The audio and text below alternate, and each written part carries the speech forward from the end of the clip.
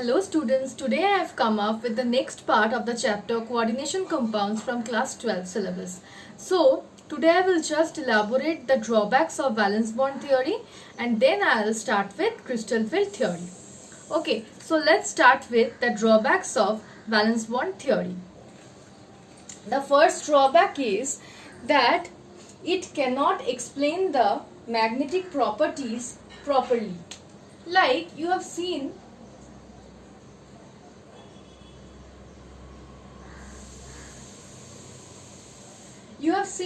that we have first seen that the compounds through experimental evidences that the compound is diamagnetic or paramagnetic, and then we have manipulated the bonding through valence bond theory. But the fact is not like that. In valence bond theory, I have explained to you that what is strong field ligand, what is weak field ligand. But that was not under valence bond theory. For your better understanding the facts, I have explained to you that part. But that is basically under the crystal field theory. That which ligands are strong field, which ligands are weak field, the spectrochemical series. That is completely under crystal field theory, not under valence bond theory. So, if you have not known that which ligands are strong field, which ligands are weak field, how will you prove that which ligand is or which complex is an inner orbital complex or which complex is an outer orbital complex? So, if you cannot explain that which are inner orbital or which are outer orbital complexes or which are square planar or tetrahedral complexes, then how would you explain that which is diamagnetic or which is paramagnetic? So I am saying that it cannot explain the magnetic properties. By getting the experimental evidences that this complex is diamagnetic or this complex is paramagnetic, we have shown the bonding through valence bond theory. Okay? So this is the first drawback. Drawbacks of valence bond theory. Okay, so the next drawback is that it describes the bonding of coordination compounds only qualitatively. Why I am saying only qualitatively? Because from the bonding through valence bond theory, you have just known that how many unpaired electrons are present in a compound or which compound is inner orbital or outer orbital complex. You have just known that part, but you have not at all known that what is the stability of that compound or the quantitative part of that compound. That is not revealed to you in the valence bond theory. Okay, the next most important drawback of valence bond theory is that it cannot explain the color of the coordination compounds. It cannot explain the color of coordination compounds. The coordination compounds have a wide range of colors, but valence bond theory cannot explain the color of the compounds, because in valence bond theory we couldn't even understand the optical absorption spectra. No, through the absorption spectra only we can find out the color of the compounds, but valence bond theory only deals with the bonding qualitatively. Then how we will be able to know that how much which compound is absorbing which portion of the visible spectra? That is not known to us through valence bond theory. Valence bond theory cannot distinguish between strong field and weak field ligands. I have told earlier also that the spectrochemical series is completely under crystal field theory. Another very important point is that under crystal field theory we have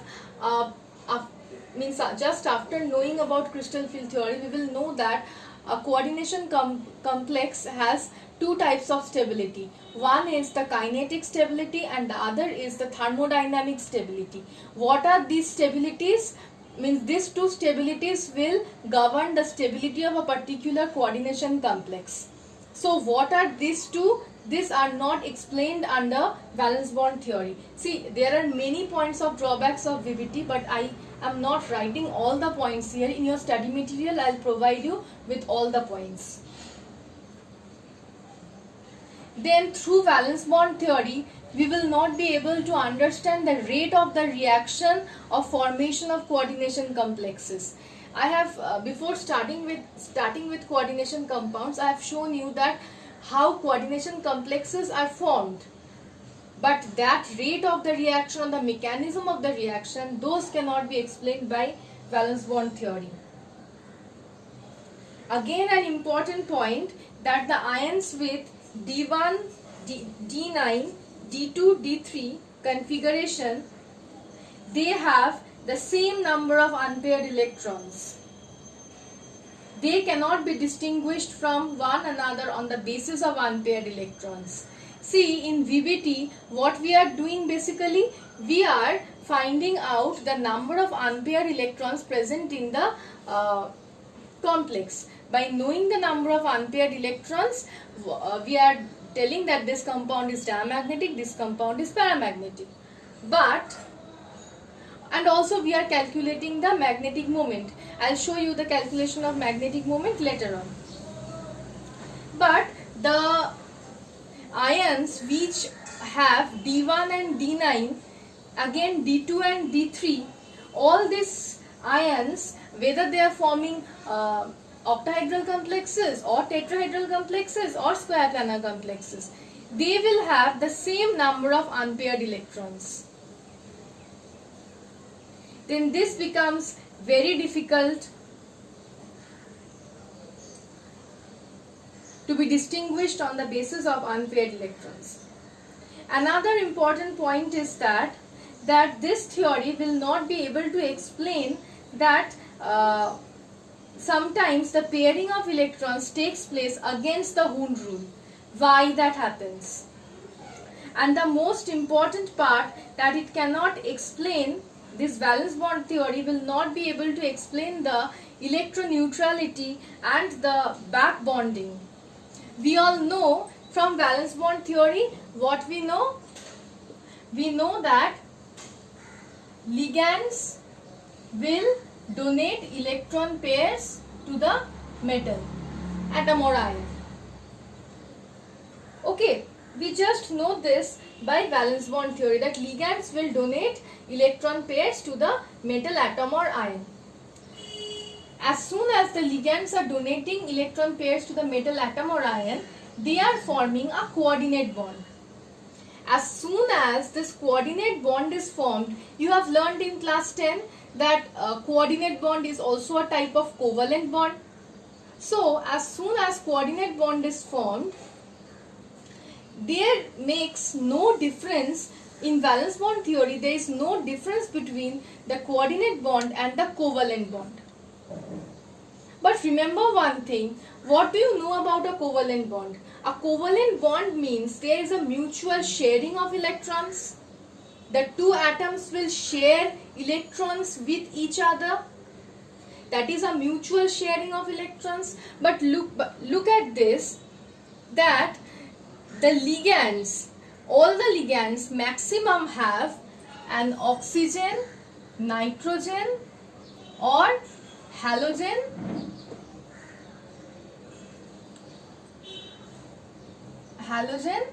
donor sites. Now oxygen, nitrogen and halogens, all of these are highly electronegative. They are electronegative in nature. They will not at all share their bonding electrons with the metal. They will not at all share their bonding electrons with the metal. So, this was pointed out by Pauling, and hence VBT cannot explain the electroneutrality of the complex compounds or coordination compounds. Okay, so these are the drawbacks of the valence bond theory. Since there are so many drawbacks of valence bond theory, so in order to improvise the valence bond theory, comes the crystal field theory. Before knowing about the crystal field theory, we need to know about the shapes and orientation of the d orbitals. We know that there are 5 d orbitals, because in valence bond theory also, when we show the d orbitals, what we show? We make like this, 1 2 3 4. We make like this, 1 2 3 4 5, 5 boxes. So there are 5 d orbitals. So the 5 d orbitals are named as dz2, dx square y square, dxy, dyz, dxz. All this this z square, x square, y square, xy, yz, dz are all suffix. Are all should means all this has to be written like this here, not along with the d. Okay. So these are the 5 d orbitals. Before knowing about crystal field theory, we have to know about the shapes of these 5 d orbitals. So let's start doing the shapes of the d orbitals. Before that, I will just draw the planes. This I will consider as the y-axis. This I will consider as the x-axis. So this is basically the xy plane. Okay? And I will consider this as the z-axis.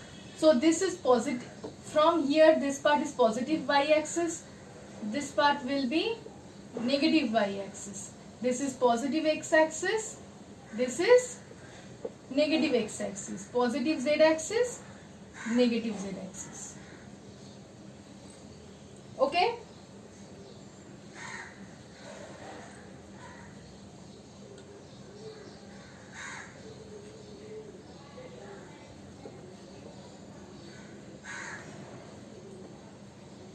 I have to draw 5 of them.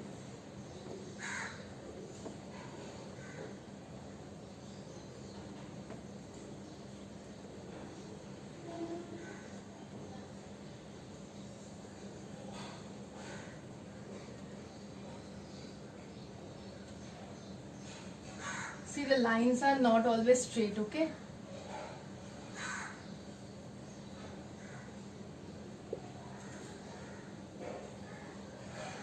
Draw these lines in your copy with ruler.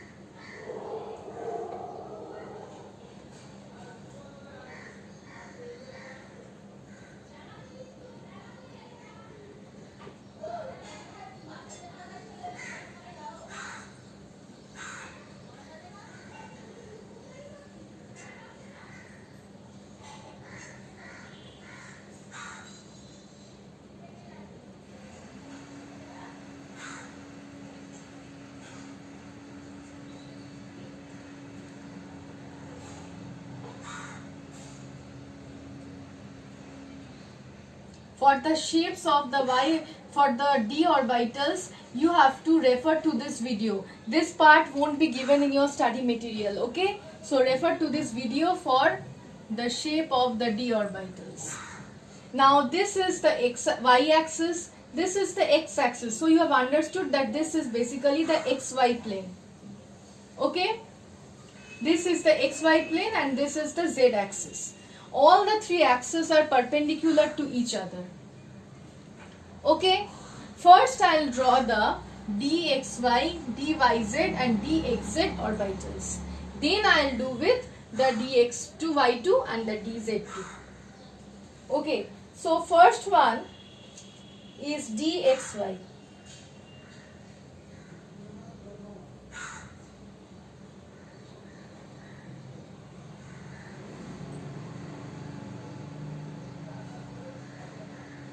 Okay, I'll do with a different pen so that it is easier for you to understand.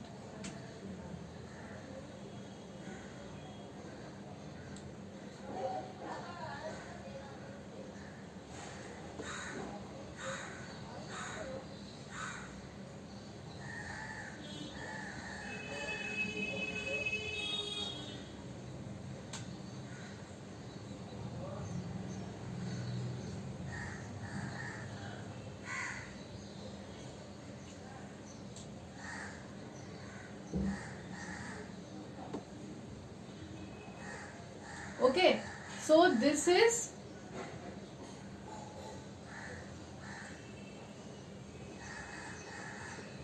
dxy. Now I'll come to dxz.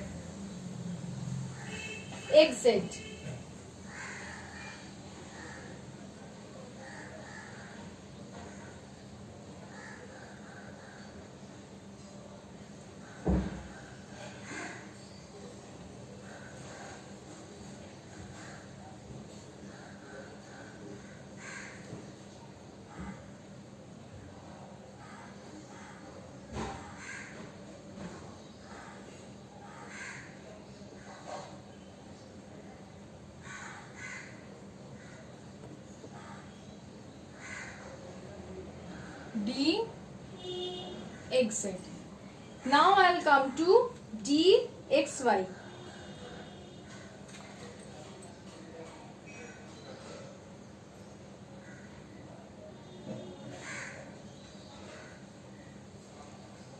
Sorry, dxz.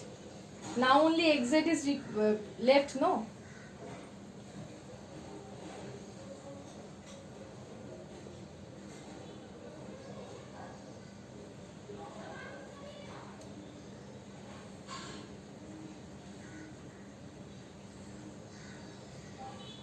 Okay?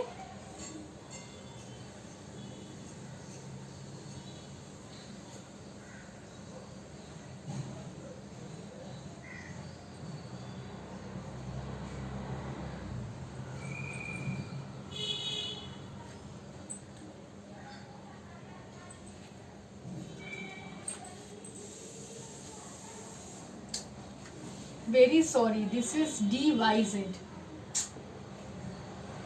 I'm thinking of dyz and I'm writing there dxz. Okay, so these are the dxy, dxz and dyz orbitals. Now I'll come to dx2, y2 and dz2.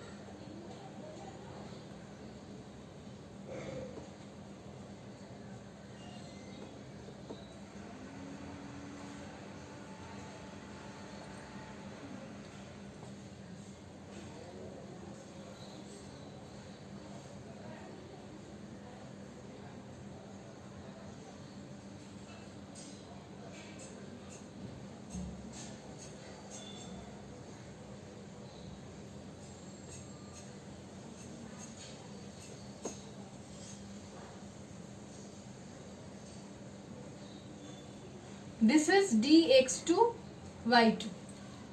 These are the 5d orbitals. These are the shapes of the 5d orbitals. Now you can ask me a question that what is the use of the shapes of the d orbitals? Why did I draw the shapes of the d orbitals? I have drawn the shapes of the d orbitals just to explain you that just look at the first d orbitals, the dxz, the dxy and the dyz. The lobes of the orbitals are in between the axis. See, in between z and y, in between x and y, in between y and z, in between x and y. See, just look, the first three orbitals, the dxy, the dxz and the dyz, they are in between the axis. The lobes are in between the axis. The orientation of the d orbitals are important for you in order to properly understand the crystal field theory. See, for these three orbitals, the lobes of the orbitals are oriented in between the axis. In between the axis. But look at dz2 and dx2y2. In these two cases, the lobes of the orbitals are along the axis. They are oriented along the axis. This is oriented along z-axis. This is oriented along x-axis and y-axis. They are oriented along the axis. See, it is oriented along y-axis, along y-axis, along x-axis, along x-axis. Okay, so the dxy, the dxz, the dyz, these three orbitals are oriented in between the axis, whereas the dz2 and the dx2y2 orbitals are oriented along the axis. Okay, these three orbitals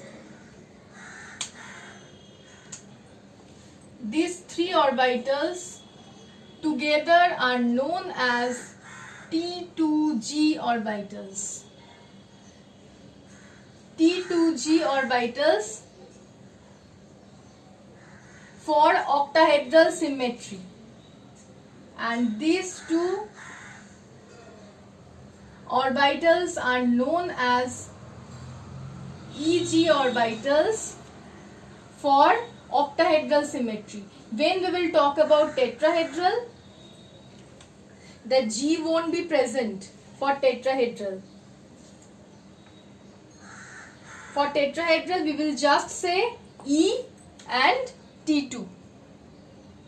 So, is it clear to you that the XY, the XZ and the YZ, these three orbitals are oriented in between the axis, whereas these two orbitals are oriented along the axis. And these two orbitals which are oriented along the axis, they are known as EG orbitals for in case of octahedral symmetry, octahedral complexes. For tetrahedral complexes, these are only said E. These three orbitals are known as T2G in case of octahedral complexes. For tetrahedral complexes, they are just named as T2. Okay, so now I can come to the crystal field theory. Actually, what is the difference between the valence bond theory and the crystal field theory? The crystal field theory do not include the covalent bonding in the complexes. Crystal field theory does not deal with the covalent bonding in the complexes. Crystal field theory is basically about the electrostatic attraction between the positively charged metal ion and the negatively charged ligands. It basically depicts that the stability of CFT, crystal field theory. It basically depicts that the primary stability of the complexes is because of the electrostatic attraction between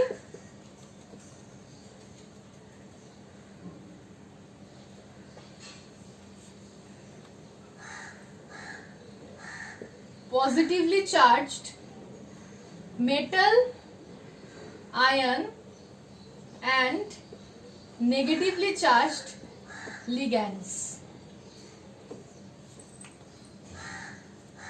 Okay, and because of this attractive force, the energies of the d orbitals are greatly influenced. The energies of these d orbitals are greatly influenced. It has been known that the d orbitals are degenerate, which means the energies of all the d orbitals are same. But because of the interaction between the metal ion and the ligands, what happens is the d orbitals are not at all degenerate now. They are being separated into two sets. One is the T2G set, here where 5 d orbitals, because of crystal field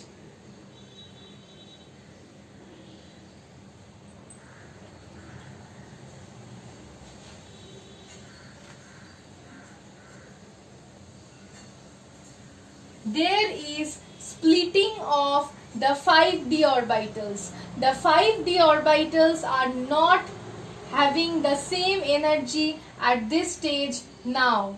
The 5 d orbitals will be splitted into the EG set and the T2G set. The EG set will have a higher energy and the T2G set will have a lower energy for octahedral complexes. So, what is basically crystal field theory? That the crystal field theory basically thinks that or states that the primary stability of complexes is due to the electrostatic attraction between the positively charged metal ion and the negatively charged ligands. Now, the energies of all the 5 d orbitals for the metal ion was degenerate, means all the 5 d orbitals was having the same energy for the metal ion.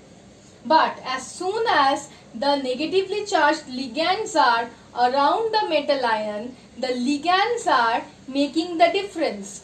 It is just influencing the d orbitals of the metal ion.